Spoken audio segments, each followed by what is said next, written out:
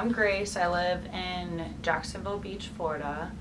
I grew up in San Diego, California, and my DJ name is G Money. G Money, I love that. It's Grace Seymour, and I just threw a slash through the S. I love that. I moved to Jacksonville 4 years ago, or almost 4 years ago, and I moved here by myself on a whim. I just had a feeling I needed to go somewhere, and I had a friend that lived here, and so I moved in with her, then she left, and then it was just me, and so I had to build some type of name for myself, basically. I came to Jacksonville when I was 12 years old. I came here for a gymnastics competition, and I hated it.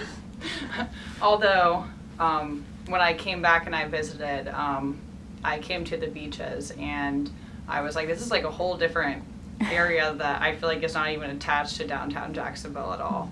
And so I fell in love with it. I'm a small town girl, so. My grandpa and my dad were stationed at the Point Loma Navy base. Okay. Yeah. So you're familiar with like Navy, so it's not too like unfamiliar being in like a Navy town. Oh, no, not at all. Okay. Not at all, yeah. The community where in Coronado, where I'm from, it's a very small town, which is why I liked Jacksonville. Jacksonville is a small little beach town community, and I was able, like, I like to see people that I know when I go out. I'm just not really a fan of big cities, but yeah, those two spots definitely like relate a lot to me. They're very nostalgic. Mm-hmm. I went to college in Tennessee, and it was really cold and dreary for like the winters, and I felt like a little bit depressed, and I felt like I was kind of stuck. And my family lives in Tampa, and I wasn't really a fan of Tampa because it's too big. And so when I came to visit my friend here, I was only coming to visit for a week, and I got COVID, and so I got stuck here for longer than a week, and I ended up just staying here. I went and I got all my shit in Knoxville, and I moved back down here. COVID is basically like I was a part of like literally like the COVID outbreak in Jacksonville Beach. I went out to the bars and at Lynch's. I know that some people in Jacksonville know about the Lynch's outbreak, and so I was a part of that one. And then I just ended up meeting some really cool people during like COVID parties and shit like that, and I felt really comfortable, and I felt like I could like make a name for myself here. Mm-hmm. I think COVID like gave a lot of people like a rebirth. Oh, for sure.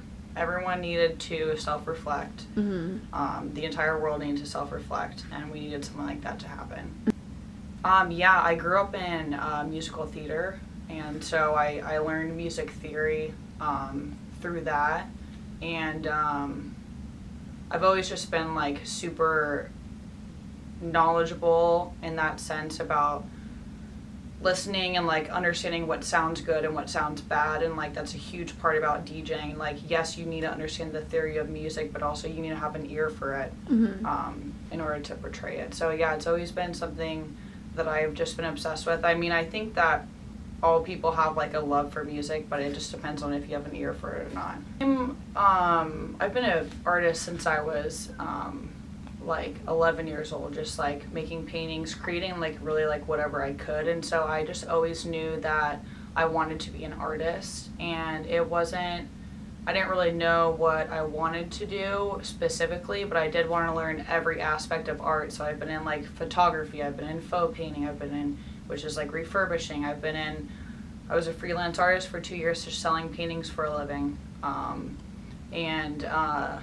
Music to me is creation as well. And so once I moved here and I was introduced to the world of DJing, I was like, okay, how can I get involved into this? And so I started producing, and I started making music, and then I started mixing after that, and it just like automatically clicked, because I think all creators just kind of have that sense of just like wanting to do it, but I still don't really know what I want to do.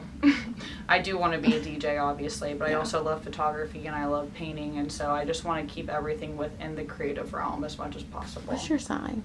Yeah, Gemini. Okay. Oh, so did your birthday pass already? Yeah, it was June 5th. Oh, okay. Happy late birthday. Thank you. Okay. So you're probably never going to know what you want to do. Yeah. But but creating is doing something. That's true, yeah. That's really, like, if people ask me what I want to do, I want to be a creator. That's what I want to do. I want to make people happy through my art. Yeah. Yeah. When I had a double major in graphic design and fine art, and I have a full-time graphic design job right now, because I like to keep work separate from all the fun stuff I like to do, like painting and making music and stuff like that. I learned from, like, a few people in Jacksonville, a few different, basically my friend, okay, this is basically how it started. So I started DJing. My friend came into town to stay for the weekend, and I had equipment set up in my place.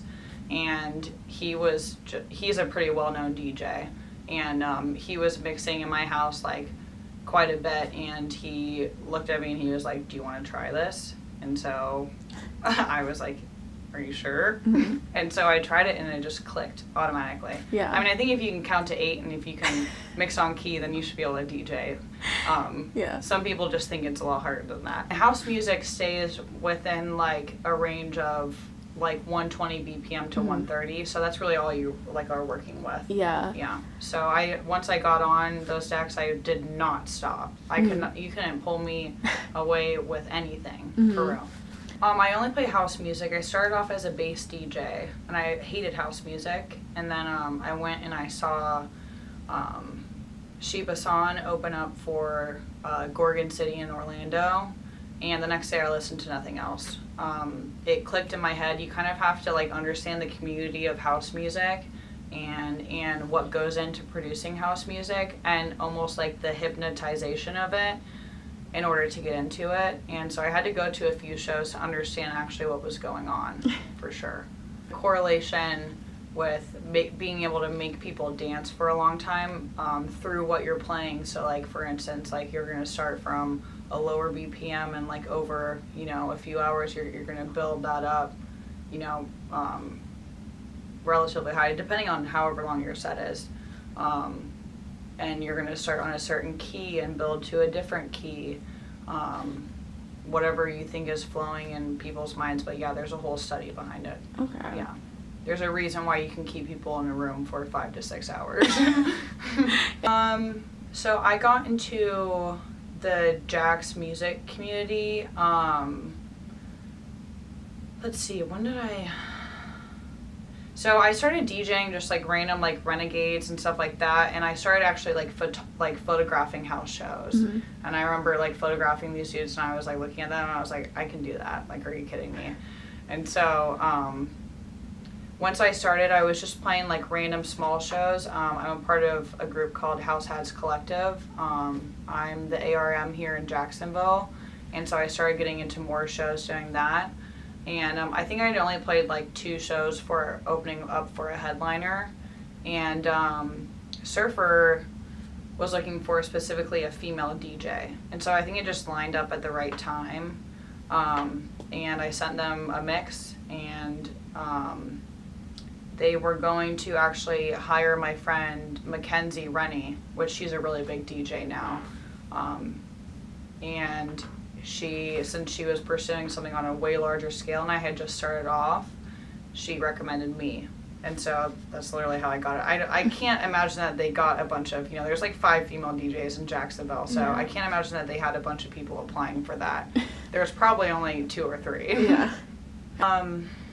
The house community, yes, is predominantly, I would say probably 80% male, which is very intimidating. A lot of people did not respect me when I was first starting off DJing. I really had to build up and prove myself versus a dude that hops up and they're already hyping them up because they're a dude and they're DJing, but guess what? They might suck, and, like, that's just what it is. But because of my looks and because of, I don't know, maybe insecurities in some men. I'm not saying that because I have a lot of really good, you know, male influences here, but a lot which did not respect me at first, and I felt very frustrated, but I also felt that much more determined. Like, more hungry to... Oh my gosh, yes.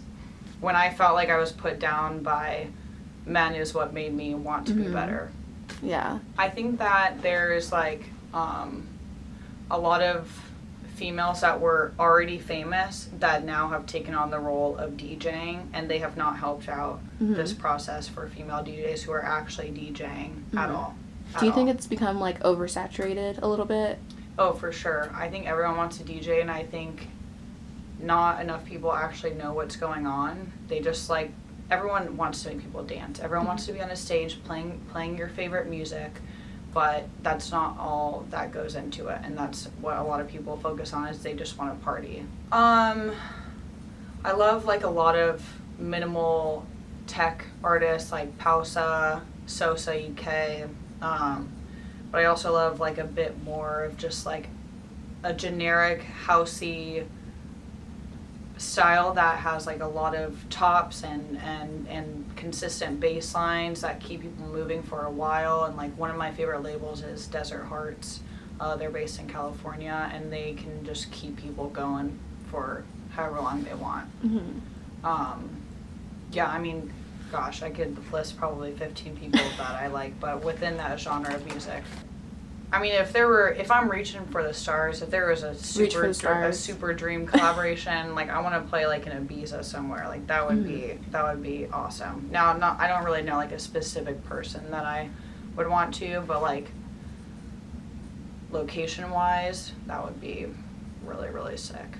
I would like to be in some type of place where I'm able to DJ and also showcase my art at the same time. I think that could be a really interesting combination of things together. Whether that's me incorporating my art into the visuals behind me or selling paintings at a show that I'm putting on. But yeah, I could see myself getting into something like that eventually. The only hardships in Jacksonville are getting people to shows.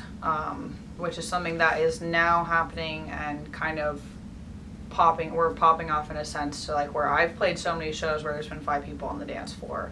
And anywhere else, like if I had a show in Tampa or Miami, it's guaranteed to be packed because of the location that they're in. So that has been the hardest part for every single DJ here. And unless you have like a headliner at your show, like you really, really have to market yourself in order for people to come out.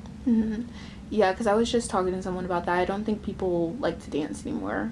I don't know what the holdup is. Or it's just not the right people playing music. I'm not really sure. But I think that the scene used to really, really be huge here in Jacksonville. Like when Freebird was around, and Myth used to be, I'm blanking on it. Myth used to be a very popular venue as well. It used to not be called Myth. And I mean, that place was packed out all the time. So I think that we went through like a dead spot for like 5 years, and now I think that we're coming back up. My mom and my sisters and brother have been super supportive of it, and so like my friends are literally the best. They think I'm literally the best DJ in the world, and I cannot thank them enough for that, because obviously I'm not, but they make me feel really good about myself. Yeah, they hype me up a lot. I'm just going with the flow right now. I mean, I think that I can always call Jacksonville a home base, and I think that I always will, but I have no clue. I really have no clue. Yeah. I was somewhere completely different 3 years ago, and then 3 years before that, also somewhere completely different. So it just depends on wherever life takes me.